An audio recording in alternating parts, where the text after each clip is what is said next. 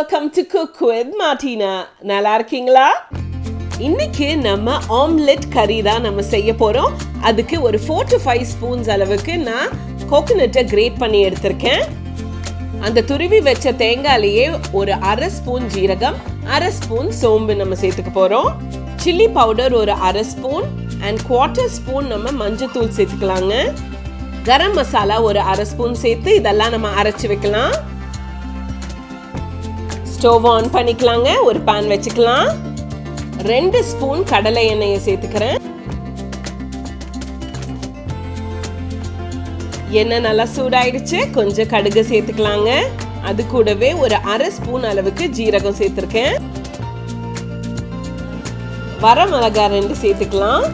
ஒரு பெரிய வெங்காயத்தை நல்லா சின்னதாக கட் பண்ணியிருக்கேன். நம்ம சேர்த்துக்கலாங்க.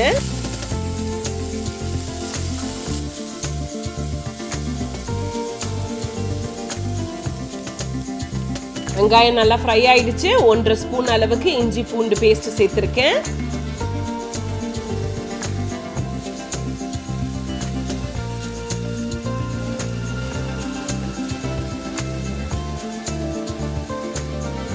அடுத்தது நம்ம தக்காளி தான் சேர்த்துக்க போறோம். ஒரு 2 தக்காளியை நீங்க நல்லா அரைச்சு சேர்த்துனீங்கன்னா கிரேவி நல்லா இருக்கும்.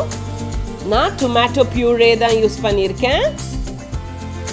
மசாலா நல்லா குக் ஆயிடுச்சு. இந்த நேரத்தில் நம்ம கொஞ்சமா சால்ட் சேர்த்துக்க போறோம்.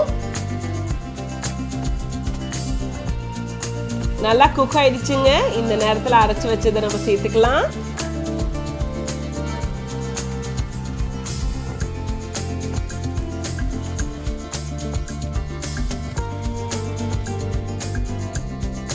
நல்லா மிக்ஸ் பண்ணிட்டோம். பட் தண்ணியை சேர்த்தாதான் அது நல்லா குக் ஆகும். ஸோ ஒரு கிளாஸ் அளவுக்கு தண்ணியை அதே பவுலில் சேர்த்து நான் இப்போ ஆட் பண்ணியிருக்கேங்க.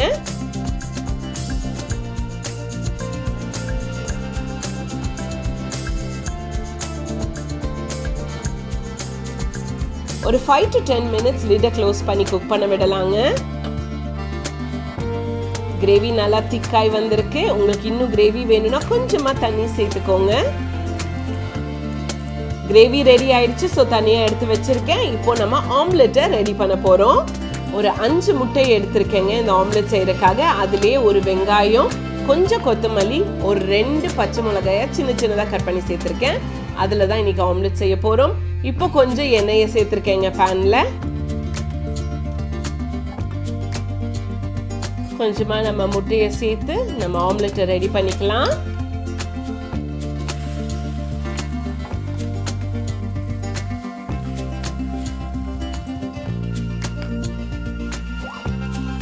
நம்ம வேற மாதிரி நம்ம எக் கறி எல்லாம் செய்வோம்.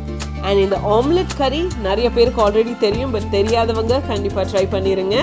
இப்போ ஆம்லெட்டை பாதியாக கட் பண்ணி சின்ன பீசஸாக கட் பண்ணி அந்த குழம்புல தான் நம்ம சேர்த்துக்க போகிறோம்.